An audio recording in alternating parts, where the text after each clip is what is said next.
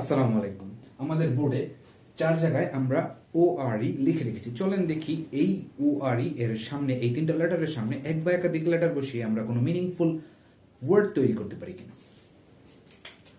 So প্রথম ORE এর সামনে যদি আমরা লিখে দিই SN, পরেরটাতে লিখে দিব আমরা B, পরেরটাতে লিখে দিব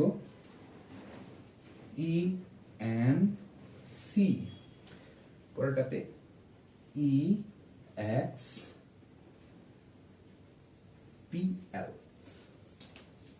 সো চলেন দেখি এখন এটা মিনিংফুল কোনো লেটার তৈরি হয়েছে কিনা।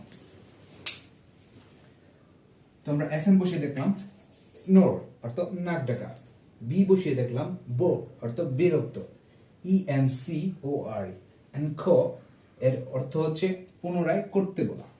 আর পরের লেটারটা আমরা বসিয়েছি, পরের 4টা লেটার আমরা বসিয়েছি EXPLORE এক্সপ্লোর। এক্সপ্লোর তো হচ্ছে অন্বেষণ, বিশ্লেষণ করা।